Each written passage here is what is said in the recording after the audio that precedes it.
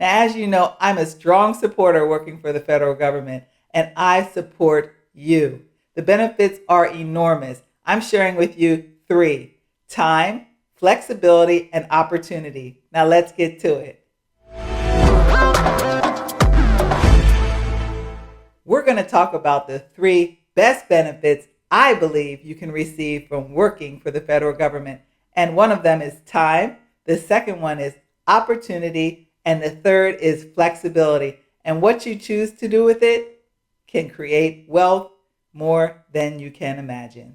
And I hope you've been following this tutorial. The reason why I'm interjecting these different topics along the way of application is because these are all the things that you need to know in order to be well prepared. We're not even at applying to a job yet. And that's specifically because I want you to be smart in your application process.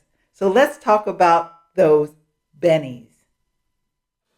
Today's workplace is more flexible than ever because of COVID-19, unfortunately. Telework was once an anomaly, but now more employers are beginning to make it a commonplace. We've been teleworking for more than a year now. The level of autonomy that teleworking creates in your schedule creates a work-life balance like no other. I became eligible to telework when I ended my probation period. Before working for the federal government, I had never worked a job that was able to telework. So when I became eligible after my probationary period to work telework, I was so excited. I was able to create a flexible schedule that was based on my input. I currently work a 40-hour work week, but my week is comprised of 4 10-hour days. Even though I began this video talking about teleworking, my greatest point was to talk about time. And that's the hack. It's what you do with the time. But first you gotta get the time. So you make that full salary and then you have that extra time off. So for my 4 days of week working, I have 1 day a week off. So I go into the office Monday, Tuesday, Wednesday, and Thursday. Within my work week, even prior to COVID, I have 1 day of telework. That day I chose was Thursday. My regular day off, which is RDO, is Friday. So prior to COVID, Monday, Tuesday, and Wednesday, I would go into the office. On Thursday, I would be at home. And on Friday, I would be at home again, but I'd be off work. Now, I've said in another lesson that I started my government career as a GS1. Yes, way back when I started in a summer program like many other teens did from my region. We worked at the government base, and I was a GS1, and that's really what got me into the military. But when I returned from the military and after careers in different fields and going back to college, I then returned as a GS7. And I talked about the benefit of thinking twice about going into an entry-level position. Again, that's what my channel is all about. It's about using my practical experience and supporting others to provide you with the easiest way to avoid some of the bumps, the bruises, and the mistakes that I and others have made. So an agency may implement for its employees an alternative work schedule. That's an AWS. It's instead of a traditional fixed work schedule. Like a traditional work schedule, well, do we even know what that is anymore? But it was or is 8 hours a day, 40 hours a week. Within the established rules, the agency's AWS can enable an employee to work a schedule that helps the employee balance family or personal work-life responsibilities. AWS can help an employee balance their family and personal responsibilities. That's what it's there for.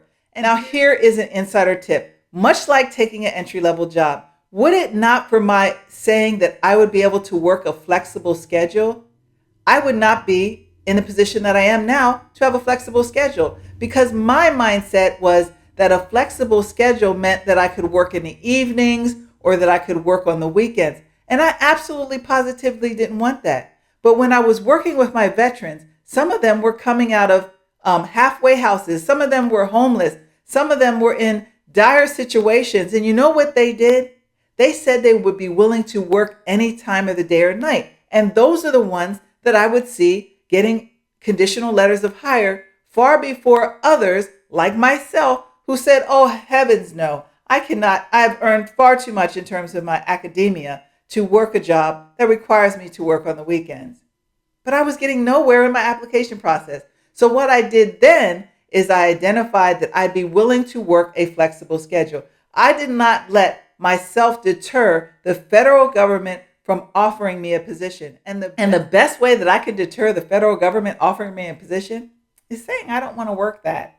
So you know what I did? I said that I would work that, only to find out that a flexible schedule is just as I said, an alternative work schedule, which allows me to be able to telework from 7:30 in the morning to 6 p.m. at night. And that is my 10 hours, like I said, 4 days a week. And then the loveliness is that on top of that, I have my RDO, which is Friday. On Thursday, because I'm teleworking, I'm already well in position to start my day Friday off, because the best value, as I've said, with working telework, at least from my perspective, is time. Having the availability of time to myself to do what I wanted to do. So let's talk about what I did. But before I do, hit that like button for me. It helps my channel out immensely.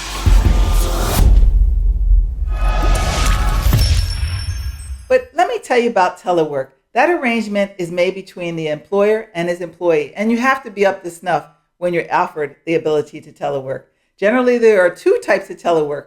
One is routine telework, and that occurs on an ongoing basis, much like my Thursday. And the other one is situational telework, which is what I'm under now with regards to COVID. And I telework 2 or 3 times a week. Now, at my particular installation, we're at 50% capacity. So that means that I work in the office 2 days a week, and then I telework 2 days a week. And that is situational telework. And that's what's been going on ever since we've been in COVID. At first, it was 100%. None of us could go in the office, and now at 50%. And as time goes by, prayerfully, as COVID cases decrease and the threat is no longer as it is, we'll begin to reach up to 75% and then go back to 100%. But it will still mean that regular telework will still be in place for me. Now, managing the pros and cons of telework are completely up to you. And you don't have to take for telework, and you don't have to take flexible work schedule. I do work with some individuals that go to work 9 to 5 or whatever their hours are, Monday through Friday. That work pattern best suits their lifestyle. But for me, I needed that additional day, whether it was to run errands or to do chores in the house or just relax. But inevitably, after I got into a system, I was able to do those things in my 4 days. So what I opted to do was volunteer. And once I volunteered, I knew immediately I was creating for myself, again, a job experience, one that could be validated. I worked as a contractor and trainer for the Department of Labor and Industry, providing my workshops on how best to get a job with the federal government, as well as supporting veterans who are re-entering into the workforce. That enabled me to verifiably state that as a contractor or trainer, and I say either or, simply because it enabled me to focus my skill sets as a trainer or as a contractor based on the job or the career path that I was motivated to apply myself for. I was positioning myself, planning my own career objectives. My objective then was to position myself as a credible and strong candidate in either field that I chose to pursue, whether it be contracting or whether it be in training and education. So when I use the two, contract and education, it's because it was my position. So that gave me the ability to dictate how I wanted to express my knowledge, skills, and abilities when I applied for a particular position within the federal government. With that being said, how did I validate it? Because again, character, who am I as a person? How am I going to legitimately validate that I had those skill sets that I chose to write either as contracting or as a trainer? I was able to do that because, one, I worked for a legitimate agency who knew I was working for them. I didn't just show up with my laptop and a projector and put the seats around and have my papers and throw it out just because I wanted to. I was brought there by the agency in order to provide a service, and that service was the workshops. With that being said, everyone that came into the workshop, they had to justify, obviously, supporting my being there. So therefore, each person needed to sign in as well as at the end of the workshop, provide feedback in terms of what they learned in order to qualify or quantify the skills learned by participating in the workshop, which I directed.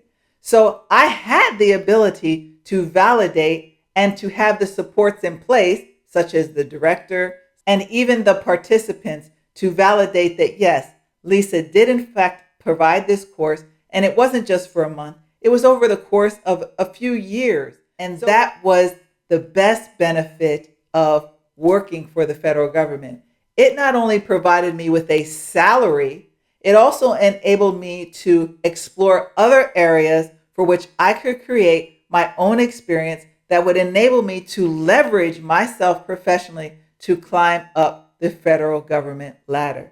And that's exactly what I did. I continued to climb up the federal government ladder and became a 7, 9, 10, 12, which is where I am now. I'm a GS-12. But at present, I am a GS-12 with an objective of climbing even higher. But the ability to be at your best competitiveness is to diversify the skills that you have, not only internally in your current position, but externally as well. And that would include going back to school and acquiring any certificates or degrees or specialized training that you can, so that you can put that into the USA job system. Because if I haven't said it enough, not only will you go back to the USA job system, but you'll also be encouraged by your department to excel. And excelling may mean that you take a position.